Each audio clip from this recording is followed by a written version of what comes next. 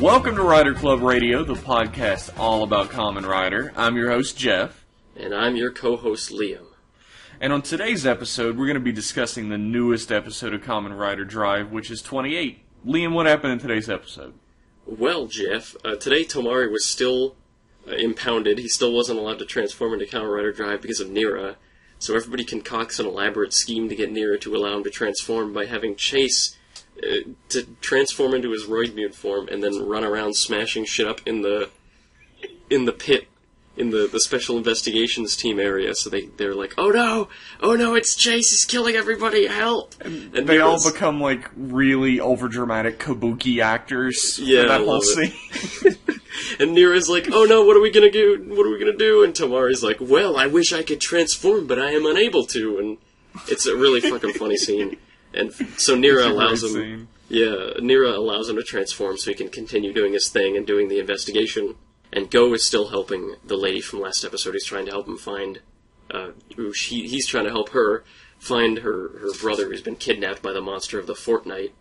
So they go to find the brother, but then it turns out the lady who was looking for the brother is the monster of the fortnight, and she amplifies people's. Whoa! Fucking spoilers! Holy shit! Kamen Rider Drive.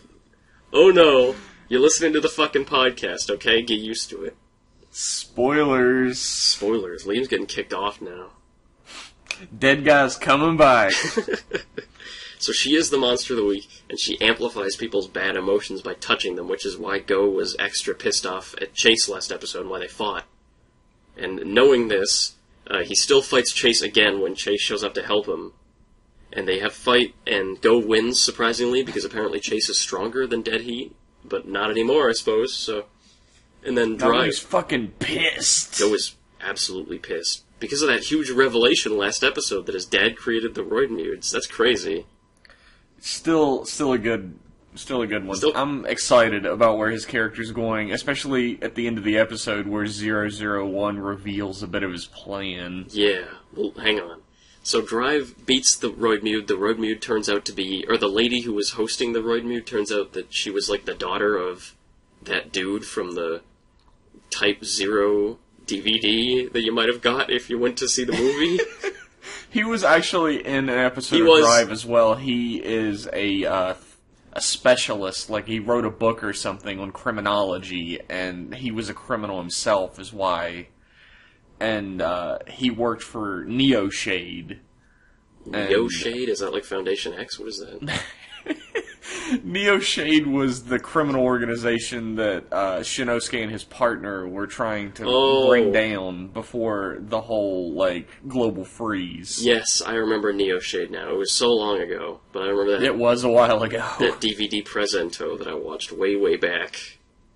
But yeah, she's that guy's daughter. It doesn't fucking matter. At least not right now. It matters. That shit is super important for like 5 seconds at the end of the episode. Oh no, maybe if she comes back, or if the other guy comes back, maybe, but...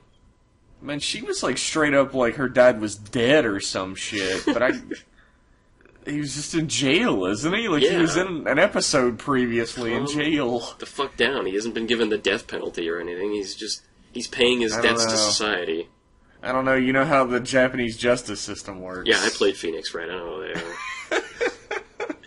are. But the big stinger at the very end of the episode is Brain comes to Go, and he's like, oh, Go, I know you're really pissed off, so you should join us. And Go's like, and then it ends. Yeah, that doesn't happen. What?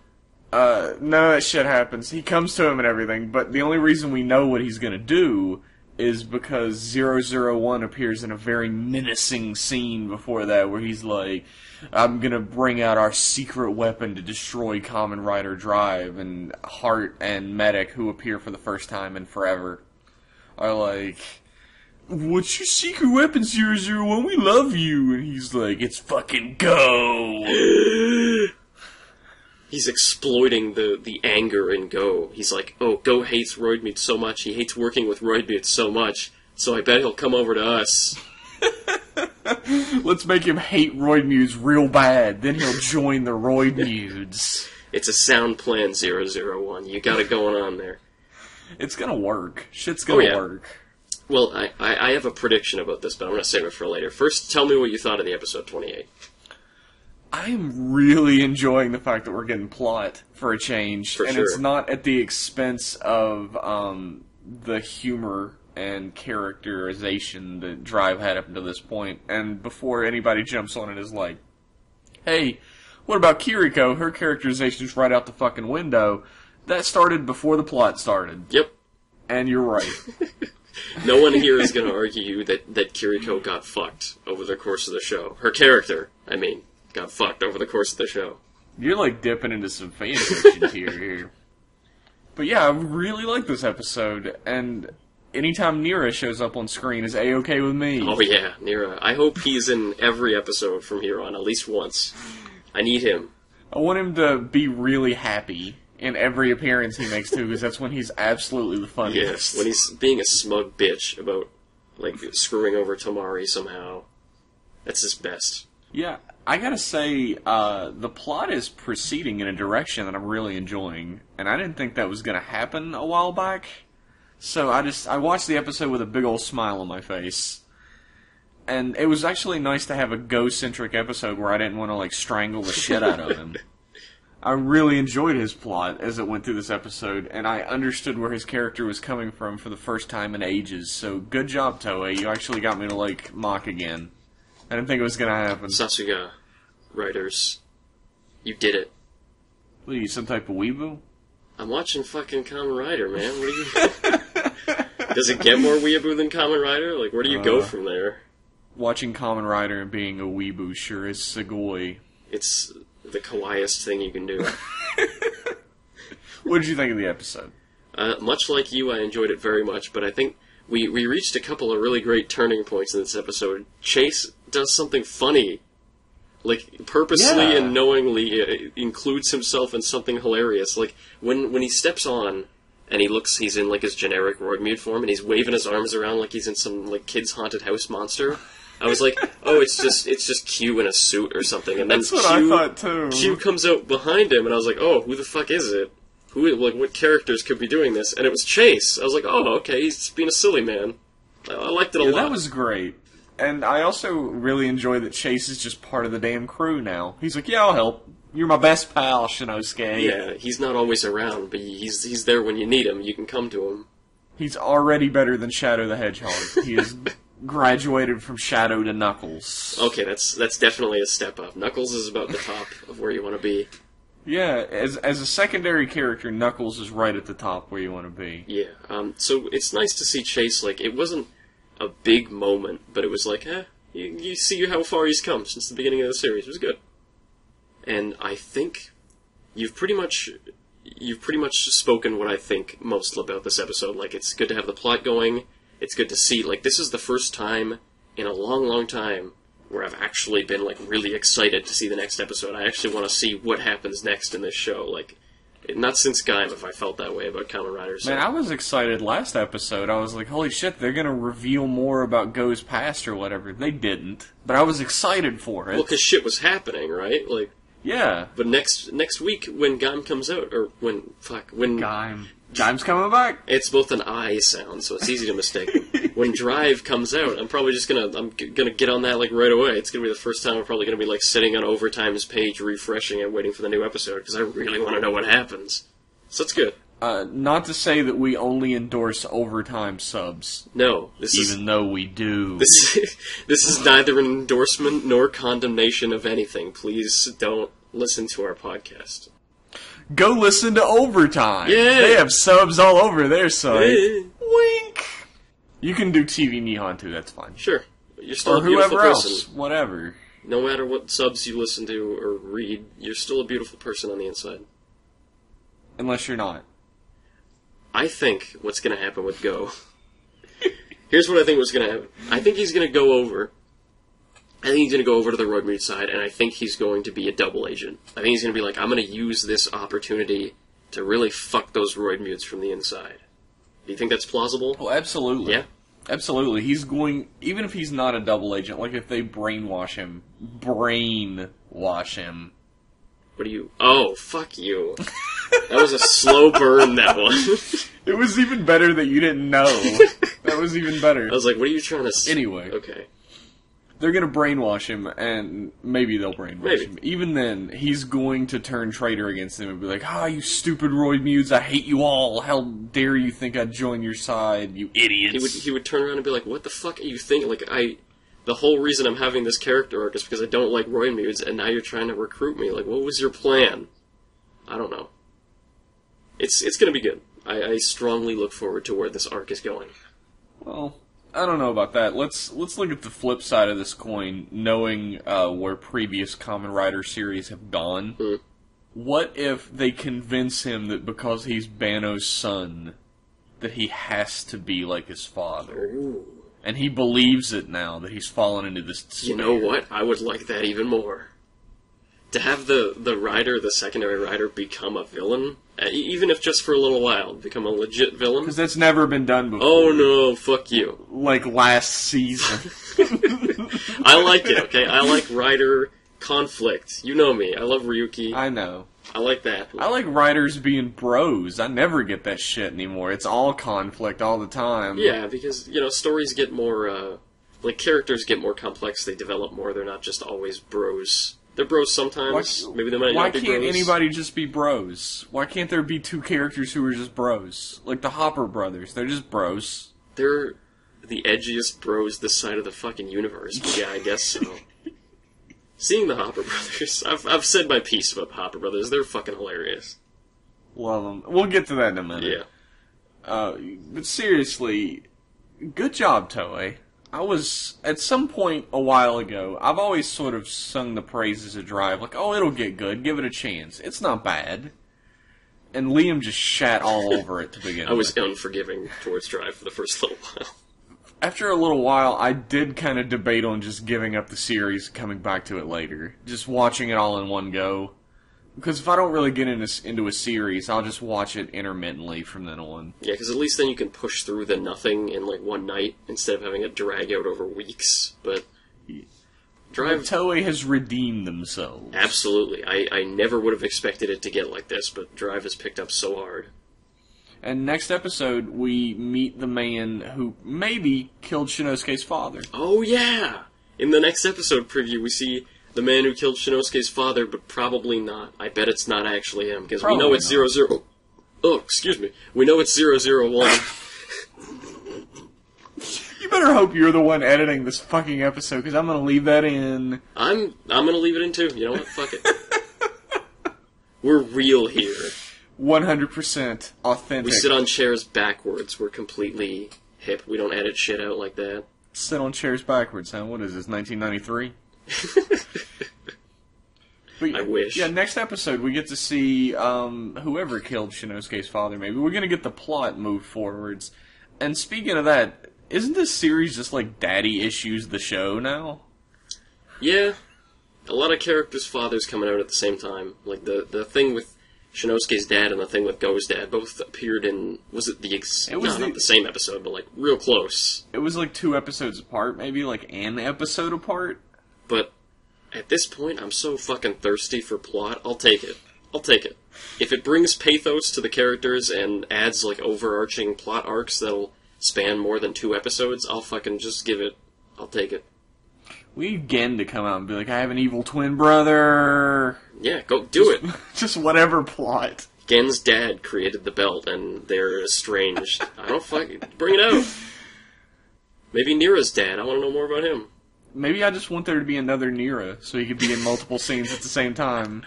That would, you know what, that would legit make a good gag if Nira's dad came and he was just an older version of Nira, and they acted exactly the same, same movements and everything. Maybe a Roidmute should copy Nira, and they don't notice for several episodes. But you as the audience can notice, because he's in several scenes that happen at the same time. How did you find my fanfiction, Jeff?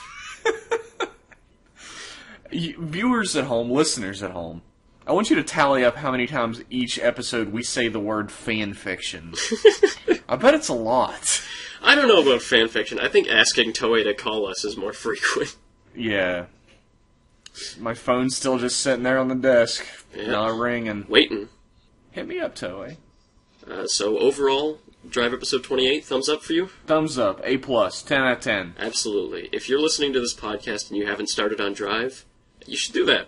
It's worth the beginning, the slow beginning. Why would anybody be listening to this podcast if they haven't watched Drive? You know what? I got one, I think it was a YouTube comment or a tweet or something. One viewer said, I listened to this podcast and I'm not watching Drive. Well, more power to you, you fucking weirdo. I'm glad you enjoy the podcast. You scared him off. What the fuck, man? Well, he hates me now. He might still like you. He can listen. Yeah, okay. Or she. We do not discriminate. That's true. That's true. Don't assume. What do you got next? What's next on the pipeline? Gaim Gaiden came out this week. And I have not seen it. I want to preface this. I could not find a completely legitimate legal copy that I would own and pay for to watch. Every time we're talking about watching episodes of Kamen Rider, we have flown to Japan to buy the DVDs. Don't worry, everyone. The DVDs that come out one episode at a time as they air. Our weekly flight to Japan. It's because the subs were released by a sort of obscure group. Like, it wasn't Overtime, it wasn't TV Nihon, it was a guy named Orange Lion. Or Girl. Lion. I won't assume. Or Girl, we don't discriminate. I don't know who Orange Lion is. Yeah, I didn't get to watch it, so tell us about it, Liam. Tell us. Well, Jeff, Gaim Gaiden is divided up into two parts, Zangetsu and Baron, and they both take place during the course of the show, about like the halfway point of the show. So it's a Gaiden, a side story. Yeah, it's a Gaiden, a side story, exactly. If you like Ninja Gaiden, you might like this. Nothing alike, but go ahead. Zangetsu's half is about a maid that he used to have as a kid, because you know Zangetsu's a rich guy. Mm-hmm. A maid that he used to have as a kid comes back, and at the same time, there's a mysterious rider that's beating up all the riders, like all the... Is she hot? Yes. Okay. I would have figured. Why did you need to know this? No reason. Okay. She comes back, and at the same time there's a rider that's beating up other riders, and I wonder, it's a mysterious rider. Who could it be? It's obviously the girl. And is it Michi? No, it's not Michi. She beats up Michi once. Yay! She kicks him. And everyone's like, Takatora's like, oh my god, this maid, why did you come back and start beating everyone up? And she was like, your dad, Takatora, your dad, you and Michi's dad, was experimenting on humans. On human children. And like turning them into invests, I think. In their basement, or like in the basement of some like some abandoned warehouse on the edge of town. There's of course a lab. So he's like, wow, that's fucked up. I didn't have anything to do with that though. So and she's like, I have to erase his lineage. I gotta kill his kids. That'll be the final fuck you. I already killed him. I gotta kill you two now. Interestingly enough, a friend of ours was so fucking convinced that Takatora's father was going to be the main villain of the series that he argued me tooth and nail that he was going to be, and I was like, he's not even going to show up in this fucking series. He's unimportant. Which friend was this? Can you give me his name without revealing who he is? I cannot give you his true name, but you know who the fuck would argue about that. Okay. I'll ask you afterwards. But anyways, okay. She fights Takatora. Takatora uses a brand new lock seed, which is like a prototype of the watermelon lock seed. It's just like Melon Arms, the usual one with the shield, except it's painted like a watermelon, and it's got a big fucking Gatling gun on the end of the shield, so you can block with the shield, and then you can shoot a motherfucker with it. So they fight, and she loses, and then Ryoma appears, Sengoku Ryoma. He appears and kills her, because he gave her lock seed, and it was some experimental thing that he made. Something... You remember Yomatsu Hagari, Hellfruit Arms? Yes. He said it had something to do with that. It was like a prototype of that, or something. Even though it had nothing to do with it. I don't know. They had to tie it into the main story somehow. So that was pointless. What happened in Baron's story? Baron's story is fucked. That's all I could say about it. There's a guy comes in from another country who looks exactly like Kaido, and he wants to live Kaido's life. He's like, wow, he looks exactly like me, and he's really cool, and he dances, and he turns into a Kamen Rider. So he finds Kaido in the streets, and he knocks him out with like a spray in his face, and he switches clothes with him. And there's a lot of gags ensuing with Kaido being all silly and stuff, because it's not actually Kaido. And that's one of the funniest things about it, is because Kaido's actor, the actor that plays Kaido, is a very silly, happy-go-lucky guy. You've seen him, right? Yeah, I've seen him out of like suit, out of series. He's really kind of goofy. Yeah, like in behind the scenes stuff and stuff with his like dance group that he has. He's a very goofy fellow. So it's kind of nice to see him acting on screen the way he does off screen. I'm sure he appreciated that opportunity, too, to be like a big silly fucker instead of being like a brooding... After an entire series of being like a brooding dickbag, it must have been awesome to just be able to be goofy for a little while. Yeah, just ham it up for 20 minutes. It must have been nice. But it turns out that the foreign guy who looks like Kaido, his butler, is trying to kill the foreign guy so that he can take over his father's company. So the butler transforms with a lock seed given him by Ryoma, and a lot of butler riders in Gaim Gaiden. Ryoma's such a shithead. I know that's... If you've watched Gaim, you know that already, but Jesus. Ryoma is the second biggest shitter in Gaim, right behind Sid. I don't know. I think Michi would be pretty fucking high on the shitter list. He tried to kill all of his friends so he could get some tail. That's true. That's true. Michi's a pretty big shitter. I would not forgive him for that. Unless he, like... You're a bad man. Unless he bought me a lot of stuff, I guess. I don't know. There you go. So, buy him a bunch of action figures. He'll forgive you for killing his friends. So the butler tries to apprehend Kaido because Kaido is dressed as the foreign guy, but he doesn't know. So Kaido like beats him up and transforms and fights him, and they do sick bike tricks. There's a bit where they're in like a warehouse on the edge of town, and they both hop on dirt bikes out of nowhere that are full gas and perfectly working, and they just start. Baron just like does a fucking backflip, and then they start like doing sick 360 methods and handle spins, and they're not even fighting each other. They're just tricking it up, and it's sick. They're just trying. It's basically like Tony Hawk's Underground. You have to fucking trick better than the other guy, get a higher score, and you win the battle. Yeah, that's how you fight. You get a higher combo. So Baron fights him, and then Minato appears, the Peach Rider, if you remember, and she gives Baron the lock seed that the maid lady was using from Zangetsu's half. She just has it, and she throws it, and she's like, use this, Baron. And Baron's like, alright, fuck it. And it's the apple lock seed, you know? It looks exactly like the golden arms from the soccer movie. And it looks beautiful on Baron. Looks really nice on him. And he beats the baddie, he beats the bad butler, he changes places back with the silly man, and everything goes back to normal. Gaim Gaiden. Not bad. I'm not entirely sure that I missed all that much from that description. There's not... It sounds like it's fun, especially the sick bike tricks. I've seen some GIFs and some videos of that. It looks pretty fucking sweet. Some web-ems of it, yes. I've seen some webums. It's a really cool scene. The one... like I said, it's not all that remarkable of a movie. It's okay, it's cool to see the new suits. The one thing that really stands out is that you get backstory on Baron's parents, on Kaido's parents. And I've told you this, Jeff. Remember this? Yeah, you've told me this part before. You knew it ahead of time. Oh, yeah. Because if you remember in the story of Gaim, the Yggdrasil, the corporation, they buy out like a factory that Kaido's dad works at, and he's out of business. Mm-hmm. Now, in Gaim Gaiden, it's revealed that after Kaido's dad goes out of business, he starts drinking. And after he starts drinking, he starts beating Kaido's mom and Kaido. Like, he starts physically abusing his family. And after... I want to remind everyone this is a children's show. This is meant to sell toys to children. This is a show about dancing fruit men having Pokemon battles in the streets, by the way, just to remind you. And after that shit, it's not even the worst part. Kaido's mom kills herself. She takes a bunch of pills. And then after that shit... Kaido's dad hangs himself on the tree out back. So next year, when the web-exclusive Gaim figures come out, the new ones, I want you guys to pick up Kaido's dead fucking father's corpse hanging from a tree action set. Make sure you get the SHF that swings. No, man, that's fucked up. I'm not going any further with it. That was the end of the joke anyway. I wasn't going to continue that shit. No, I feel bad retroactively. I gotta say a few Hail Marys after this podcast. Jesus, no, would you expect that? No, that is completely fucking out of place. The series has had some tonally fucking dark moments in it. Like, Hase gets... Okay, maybe people haven't really watched Gaim. Look, they're listening to this.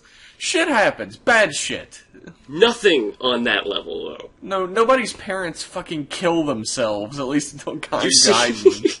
You see Baron's dad swinging from the tree, like, waist down, and you see little baby Kaido Jr., who's like, whoa, and it's like, holy shit, like, this is the most, like, I guess the writer's like, oh, Ganu Robichi wrote Gaim, and he has fucked up shit, so we gotta put fucked up shit in our shit. But no, it's obvious from the start that he's not writing it, and it's just like, this is, I don't know, it feels forced and out of place, and it's really fucked. That's some fucking David Lynchian backstory right there. Yeah, it's like some shit out of Silent Hill or something. Just so everybody knows, we got the question about Gaim Gaiden from Kamen Rider himself. Kamen Rider himself? The email we received was from someone who only identified themselves as Kamen Rider. Yes, he says, yo, loving the show so far. I always look forward to hearing you guys on Wednesday. Thanks, Kamen Rider. Since Gaim Gaiden just came out, I was just curious to see what you guys thought of it, and if you've seen it, just a thought. So, yeah, that's that. Thanks for the email. It's fucked up, apparently. It's great, and then it's just, well, okay, it's not great. It's okay, and then it's just, whoa, at the end. Let's do some more mail while we're at it. Yeah, we're doing the mail. Why not? Okay. I got this from, Cal the Heavy, let's say. That's the way he signed it. Okay. Cal the Heavy says, "Hi there, Jeff and Liam. What's up? Yo. First off, I love the podcast. Hope you guys are able to keep it up. Always makes me laugh. You have a terrible sense of humor. Thank you. I was wondering what you would consider to be the most impressive form of Heisei Rider and Showa Rider series that you would recommend above the others. What do you think the most impressive Heisei series or Showa series is that you would recommend above the others? In each era? Yeah, sure, let's do that. I hate to be this guy, but for Showa, I want to say Black.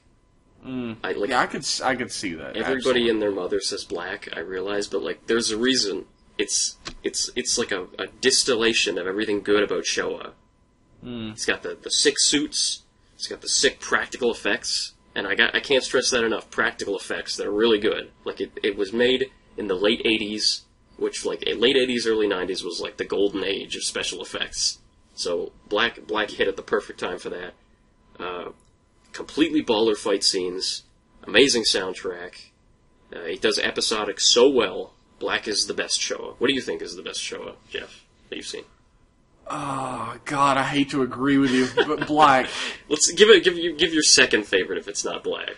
If Black is probably the one that I would recommend above all others. I'm not saying it's my favorite, but it's the one I would recommend because, like you said, it has the best of all the effects of the era, and it is a tokusatsu series.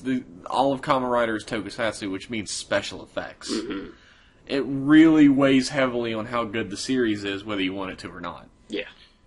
If I had to choose a second favorite, I have to say go back and watch the original Kamen Rider. It's being subbed right now. It's actually, I think they're on episode like 40 something. So is it Midnight Crew that's doing it? I think it's Midnight Crew. They do the old stuff, yeah. And I might be wrong about that, and if I am, write in and tell me. I'll correct it in post. There's nothing I can't do.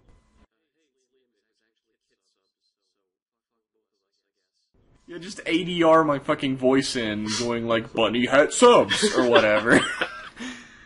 But, yeah, the original Kamen Rider, especially the first 13 episodes, a lot of people have pointed this out and talked about it before, but there's sort of like a German expressionist style to the first 13 episodes of Kamen Rider. This is new to me. There's all these weird, like, camera angles and so much lighting effects done. There's all sorts of special effects done to create mind-bending realities and weird, unsettling scenes. And there's a lot of scenes of, like, 4 women in shocker costumes walking slowly forward while ADR laughing happens over top of it. It's terrifying. Go watch it. See, I had never even heard about that. Now I kind of want to go back and see it. Yeah, you should, absolutely. And then the series becomes the classic Kamen Rider that all other series are based upon. And though it doesn't do episodic as well as Black, it does it a lot better than later Showa series. although it does fucking switch gears so heavily after episode 13 when Ichimonji becomes Kamen Rider. Yeah. The whole weird Cronenberg-esque film style is just gone. And it's straight Showa action. And everything we've grown to love about Kamen Rider comes out of those Hayato Ichimonji episodes, where Rider 2 is the main character. And by the time Hongo actually comes back, episode 38, 39, somewhere around there, the series has hit its swing so well that... And Ichimonji has become the main character at that point, so when Hongo comes back, even the announcer is like, do you remember this man? But yeah, I would highly recommend that. What about your Heisei, above all You others? know what I'm about to say for Heisei above all others. Yeah, I do. Fucking Ryuki. Come on. If you are watching Kamen Rider and you haven't seen Ryuki, I guess I can't chastise you too much. I mean, maybe it doesn't look interesting, and that's fine. But go watch Ryuki. Give it a chance, because it's got some of the best characters I've ever seen in Rider. It's got great characters. They got great relationships with each other. The whole plot of the show is about, it's a bunch of people fighting in a death battle for a wish. And that, the whole wish angle is great, because it forces every character, every rider in the plot to have one really strong motivation that they work towards. It's that wish that they want to get. And sometimes it brings them into conflict, or sometimes it makes them allies for a bit, or sometimes they're reluctant allies, or sometimes they're reluctant enemies. There's constant relationship changes and relationship developments in Ryuki, and it's backstabbing betrayals, there's bro moments. Just great show. There are no bro moments. There are some bro moments. Ryuki and Knight eat at the same table. They're buddies, even if they are not. They're buddies. They have some buddy times. They have some annoying roommate times, you know? We're we'll put up with each other because we're buds. Bits. You don't sound convinced. I don't sound anything because I'm not saying anything. What about Raya? He was a buddy. He was for a minute. Yeah, but Ryuki is the whole reason why I like Kobayashi so much. Ryuki's got good characters, and the ending isn't as bad as a lot of people think. So don't let that deter you. Heisei is a different beast to say than Showa, because with Showa you're picking which series does the formula best, because all Showa boils down to the same formula. Essentially, yeah. And it was an insanely successful formula, is why they continued to make it. It's what people wanted at the time, but eventually that was dissolved. And if I had to pick which series I would recommend to people, it would probably be Double. And I've said this before, I went through all the reasons last episode why. Double would be the one that I would recommend. But the one that I would say is above the others for me, the one that reaches a plateau that the others just don't quite make it to, is Kuga. And that's because Kuga has great characters as well, but it has one intensely amazing character that develops throughout the entire series. And you see a journey of that one character step by step. And to me, no other Rider series gets close to that because it always splits its attention between multiple people. We don't get the depth that we get to in Godai Yusuke and other characters throughout Heisei Kamen Rider. And you grow to really love him as a character. Not sexually unless you do, in which case I understand. But you grow to attach to his character to by the time the final battle's happening and you're really worried about his safety, because it's the final battle, you know, who knows what's going to fucking happen. You're on the edge of your seat with your fists clenched, oh, come on, Godai, don't die! And it's hard to get me to care about a character that much. I can care about a character very deeply, but not to the point where I'm actually worried about a fictional character dying. But I was that way with Godai, and I hear that of all the Rider characters throughout all Kamen Rider history, the one that has affected the most people has put them on a different path in life to changing themselves and bettering themselves. It's Kuga. And he did it all with a thumbs up. Yes, even if you've never seen Kuga before, that iconic thumbs up, you gotta know it. So that's my answer. Yeah, I would not begrudge you that. I must admit shamefully that I haven't seen Kuga. but it's next on my list after Kabuto. It should have been first on your list, you fucking casual. No. We have 2 letters now that are essentially the same question, so who's going to get the honor of being read? Why don't we read both of them? Alright, I'll do... Which one should I do? You can do Barrett's. Alright, I'll do Barrett. Hey Barrett, it's you again. This guy was the first guy that ever sent us a letter. Oh yeah, welcome back to the podcast. Hey, Barrett says, wow, I am a huge player of tabletop-style games. In order to keep some level of relevance, what system did you play to make your Kamen Riders, and could you tell us a bit about your original characters Do Not Steal? I actually run the tabletop club at my college, so this is really exciting. Thanks, and thanks for making enjoyable junk to listen to. No problem, buddy. Hey, you're welcome. I'm glad you enjoy this piece of shit. Somebody's gotta. We got another email from Cyberman Worf. I'm sorry if you didn't want me to say your real last name there, Cyberman Worf, but I decided to do it anyway. You got very creative parents, Cyberman. Hello, you guys. Really enjoying this podcast that you do. Thank you. Hey. My question relates to when you mentioned that you guys played pen and paper RPGs based around Kamen Rider. The actual question is, what system was used for this, and what system would you use for a Kamen Rider game if given the choice? I'm asking mainly because I've been looking to adapt Kamen Rider through an RPG system for my games club. Also, I think the next Kamen Rider will be themed around the number 8 due to each rider being partially linked with a number.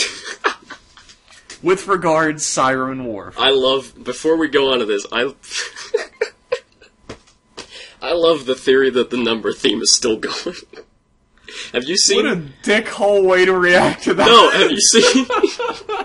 have you seen all the evidence, though, that the number theory is still happening? Yeah, I don't buy the number theory either, but I don't laugh in the face of our listeners. You got Wizard. For those of you that don't know, you got. Okay, so it ended with Forze, who was obviously 4 because it's the 40th anniversary series, and then you got Wizard, who uses rings which go on your fingers, of which you have 5 on each hand, and then you have Gaim that uses the lock seats that look like 6s when they're open, and then you have Drive that uses the shift cards that look like little 7s when you flip them.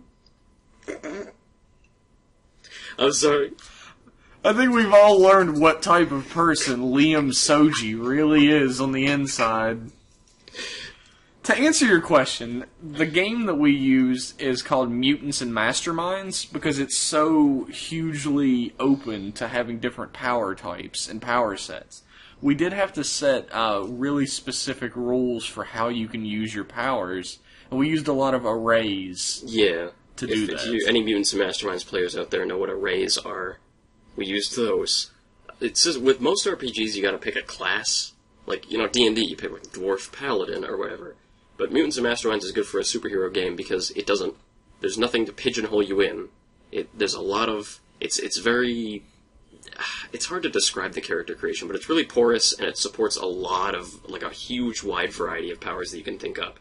So it's perfect for a Kamen Rider game where you have all sorts of people doing all sorts of crazy stuff. And we also, this is probably the most important part, and we might be getting a little bit too heavy into tabletop here, but I wanted to point this out anyway, is that Mutants and Masterminds has a system called Hero Points that let you change the rules of the game momentarily to aid you in battle or whatever you want. You spend your hero points that you accumulate throughout the game in order to gain some sort of an advantage. And the way we homebrewed the system is that you use your hero point in order to do a finisher. Yeah, Your, rider kick, or you're hitting something with a glowing axe, or whatever. And, I think that is the key, the first starting stone to build the house of a Kamen Rider RPG, is to use Mutants and Masterminds and to use that home-ruled idea. Yeah, it works pretty well. Mutants and Masterminds can be kind of bloated sometimes, especially in character creation. It's not a perfect system, but it's very good for any superhero-related game, even if it's a Japanese-style superhero. It works. That's true. If you guys would like us to expound a little bit more on this, we might do that at a later date when we have a little bit more time. Just send another email in or something and ask a little bit more specifics if you want help creating this for your clubs. We're all about, if you guys want to take our dumb ideas and have fun with them, go for it. We'll help out. Yeah, we love tabletop, and we love people who play tabletop. The coolest people. Mm-hmm. If you've never played a tabletop game, you're a loser. I don't like you. I guess, yeah. People who don't play Dungeons and Dragons, they're the losers. Yeah, we're the real cool guys. I realize sometimes, though, like, how fucking lucky we are that not only have we found a group of people who give a shit enough about tabletop and can meet weekly, but they also are willing to play a Kamen Rider tabletop game where we all get to make our fanfiction come real. Yeah, 2 Kamen Rider tabletop games, actually. Yeah, they were asking us. One of them asked us what kind of games we play. Do you want to give a little overview of the one that you were the Dungeon Master for? Sure, I ran a game called Kamen Rider Cardinal, where the theme was chess pieces and tarot cards. And everyone had a main form that was based on a chess piece, and they had upgrades based on tarot cards. And they were interchangeable throughout their belts. And there was a whole invading force that no one understood where they came from, and they were horrible monsters called Dark Pawns, and there was an organization that might have been evil and might not have been Do we care about spoilers? I mean... they were evil. They were sort of half evil. Like, some of the people in the organization weren't evil. Liam's watching Kabuto now. He might quite understand where I came from with that idea now. Yeah, but Yggdrasil was the same way. There were people in Yggdrasil who wanted what was best for everybody, and there were people in Yggdrasil who just wanted the fruit for themselves, so... Well, Yggdrasil was sort of the opposite of Zect, because when we first are introduced to Zect, they're straight-up heroes. We understand them as heroes, and they slowly become villains. Yeah. And Yggdrasil is sort of the opposite. Yeah, that was Cardinal, and I will say, Jeff, I'm not just bullshitting when I say Cardinal is one of my favorite tabletop campaigns I have ever had the privilege of playing in. I'm glad you enjoyed it, because I was flying by the seat of my pants like 99% of the time. I didn't know what the fuck I was doing. Well, you'll find that when you're dungeon mastering almost any game. Like, your players are never going to do exactly what you expect them to. That's very true. And Liam was a player character in that game. I played Kaido. He was just Kaido. I hadn't seen much comment. This was a while ago. Like, this was like, what, a year or two ago? It was a while ago. Yeah, it was whenever Gaim had just started. Yeah, I hadn't... Gaim was on episode, 11 or something when we started. I hadn't seen much Kamen Rider around that time. So I was like, oh, and Ryuki and Gaim, the secondary rider's just a douche, so I'll be the secondary rider and I'll just be a big fucking douche. So yeah, it was really fun to play, though. It's really nice to play an edgelord. I like it. He was the knight chess piece as well. Hell yeah. I wonder why. What a coincidence. The one I'm running right now is called Kamen Rider Heracles. And the theme of Heracles is nothing. Because it's a... The theme of Heracles is, professional fighting of any kind. UFC sort of thing. It's a setting... See, when I was a kid, I loved Beyblades. And, Yu-Gi-Oh! And those settings where everybody solves their problems with a children's game or something, and they hold huge tournaments for these spinning top battles, and I was like, I want to run a game like that, but everybody in my group likes Kamen Rider, so I'll just do it with Kamen Rider. So it's a setting where being a Kamen Rider is, you can just buy a belt, it's, costs as much as a car, and you can be a professional athlete, and Kamen Riders are professional athletes, and you can customize your shit however you want. So there was kind of anybody can be any sort of fighter. One guy's a winter-themed guy, like Winter Olympics. One guy's kitchen-themed. It's just all over the place. It's a really fun campaign. It's really wacky, and the bad guys are an evil battle fight-fixing organization. They want to fix the fights for money. Which is a great way to do villains for, a professional fighting league game, is to have them be fight fixers. That was the stroke of genius. Well, it's an obvious choice, I mean... You could have done anything. You could have had a fucking dragon be the villain. It's anything. Damn! That's a great idea. Passed me right by. But of course, when I heard that, professional fights was the theme, I was like, holy shit, I could play Hulk Hogan. And he did just that. I played Kamen Rider Hollywood, who is a huge, pompous jerk. He thinks he's the best. Idiot. Yeah. He is... I compare him pretty heavily to the goofiness of Date Akira in O's. Just how over the top and ridiculous he is, but his dumbness level is turned up to maximum. But I do a lot of leg drops and backbreakers and whatnot. My rider kick is a leg drop, as a matter of fact. Calls people brother, It's It's a really friggin' fun game. Not as good as mine. No, of of course not. I remember when you first came on the stage, and I put on Real American, and the whole table lost their shit. He played Hulk Hogan's actual theme music. Yeah. And I didn't know he was going to. Nobody at the table knew. That was the real stroke of genius. That was great. Yeah, but we have a lot of fun playing Kamen Rider. I'll tell you what I would actually like to hear is if you guys do make Kamen Rider games with your clubs, tell us about them. I want to know what type of game you make. Yeah, because I'm sure every Kamen Rider fan has an idea for a series bouncing around in their head, right? It'd be cool to see if they make them real. Tell us about Kamen Rider 8s. Yeah. Kamen Rider... What would you call a Kamen Rider 8? Infinity? Infinity, maybe? Yeah. Eh? Hey. Just spitballing. Take it. Take it and run. Oh, I thought as well about the fact that they asked us what Kamen Rider we thought would be the next Kamen Rider. Oh, right. And I threw out an idea that time. I don't remember it. But I wanted to bring up that right after we stopped recording, I immediately thought Kamen Rider 7s with like a gambling theme would be amazing. But Drive is 7. Drive is the number 7. Shut up. You piece of shit. Everyone heard that Nira laugh you just did. That's my mischief laugh. Gambling Rider would be cool, but does that fly in Japan? Can you do the simulated gambling thing, and like would parents have an outrage or? I don't know, like they have pachinko machines everywhere. They have Kamen Rider themed pachinko machines. That's true. Yeah, you could probably do it. But just imagine he like puts a coin in his belt and like pulls a little lever and it does like the 777 to transform. Yeah, that's like pachinko machines and slot machines and stuff. That's That's fodder for belt gimmicks. It would be amazing. Yeah, I just wanted to point that out because it hit me. And I don't think we're going to be playing another Kamen Rider game after the 2 back-to-back we've been playing. Yeah, maybe not for a little while. Burned out on Kamen Rider. Not us overall, though. We're still going to be here every week talking about this shit. Yeah, just burned out on Kamen Rider tabletop. Because the campaigns go on for quite a while, you know. I think we played Kamen Rider Cardinal for almost it was 5 months? Something like that? It was quite a while. I didn't mind, though. Fuck, it was a good campaign. I started to mind after a while. Being a DM will take it right the hell out of you. DMing, I love DMing like a brother, but it is tiring. It drains you. Was there anything else you want to talk about Kamen Rider this week? Yes. Remember that arcade machine, the camera one? Oh, yeah. 2 things about it, but you go first. There is a video on the Rider Club Tumblr right now. I just posted it. I just posted it yesterday by the time you hear this. I just posted it 15 hours ago. Or the day before, depending on how long editing takes. Oh no, it's Monday today. Yeah, this won't be up till Wednesday. Yeah. So I posted it fucking ages ago. Just scroll really far down.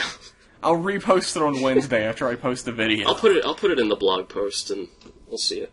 Yeah, just put it in the blog post. That'll be fine. Yeah. And put it in the YouTube link as well. I feel like we're shafting YouTube viewers with no links. I will deign to grant the YouTube peasants the link to the video. YouTube peasants, you piece of shit. I think they make up the bulk of our audience, too. I will stand up for the YouTube peasantry. I will be the Robin Hood of YouTube listeners. Okay, that'll be our dynamic. Liam's a big asshole and I'm the hero. I'm fine with that. Oh, we've been doing that since we met.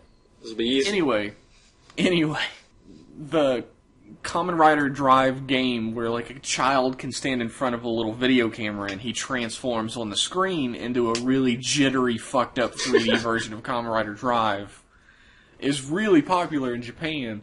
So popular that Decado himself, Kamen Rider Decade, Masahiro Ino, has been videoed standing in front of it doing the transformation sequence and leaning over so the camera can take his face in so he can transform. The camera's too short, so he's standing in front of it and it goes up to like his waist and he has to like bend down so it catches his whole body. Go and watch that video. Many giggles were had. Also, in the blog post, there's a secondary image of him like posing for a photo with the drive suit on in the machine. It's amazing. That's great. Masahiro Ino is a fun guy. It's a shame he had to be in such a strongly disliked series, Because he genuinely loves Kamen Rider. He does. There's actually, I posted this ages ago, maybe like a year or so ago, or more, but the artist who does Kamen Rider Spirits did a portrait in the same style as Kamen Rider Spirits of Masahiro Ino, and he's like standing next to it looking happier than anyone I've ever seen in my I life. want to see that. That looks cool. You should be able to find it if you do a quick search on it. I'll find it. I'll throw it in the blog post if I can. So what's your story about this horrible machine that creates an abomination drive? Apparently they're giving out a toy if you win. And it's not just a shitty toy, it's an actual decent sculpt. It's a non-posable, but a decent sculpt of drive type speed. That if you get a high enough score or something in it, you get the toy. But you probably have to spend as many quarters as the fucking figure would cost trying to get the figure. But still, it looks really cool. There's pictures of it. Yeah, you won that figure, though. It's worth more than you buying it then. You worked for it.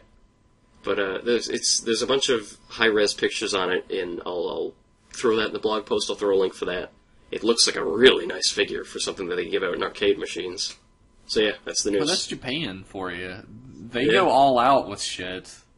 Not like here. If you win something at Chuck E. Cheese's or something, you get a fucking piece of plastic with Chuck E.'s face on it that's worth nothing. Yeah, go to Japanese Chuck E. Cheese's, you get like a fucking PS4, HD TV. Have you ever played Stacker? Yeah, I've played Stacker. Stacker that's the real Infernal machine. Fuck that Kamen Rider shit. Stacker is created to make you think that you have a chance of a happy life and to fucking destroy it. Stacker is greed given form. I also like that it says "nice try" when you fucking lose. Fuck you, machine. Don't take pity on me. It's being nice, so you'll try again and give it more money. Like, maybe I can get that 3DS. Maybe. You can't. You'll never get that 3DS. Give up. Stacker's not possible. Is that everything this week? I believe that's everything on my... I think that's a good point to end on talking about Stacker on a Kamen Rider podcast. We're coming up on an hour here, and that's pretty much everything on my docket, so... Well, thanks for listening. We really appreciate it. We have Twitter, @RiderClubRadio. We have a Gmail you can send shit to, as people have been doing, and we super appreciate that. Yes. We will read every letter on this podcast unless we get more than 4. Let's say cut it off at 5. If we get a shit... We'll cut it off at 5. Yeah, we'll do 5 here, and if we don't respond to it in the podcast, we will email you back. So there's that. We will absolutely respond to all of them regardless. Yes. And we'll even, sign who responded to it at the bottom of the email. Oh, will we? We're gonna... Yeah, we'll do that shit. And if both of us want to respond, we can both respond to it. Yeah, I see. Give our separate opinions. Yeah, because his opinion's shit. I don't want to be attached to that. Oh, please. But yeah, keep sending us in mail. I love it. It makes me feel very validated in my life.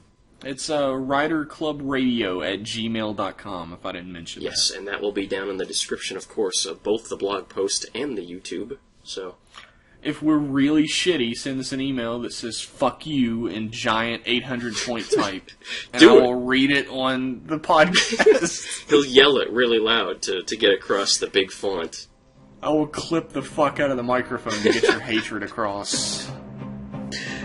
That's all for this week. Thanks for listening, everybody. See you.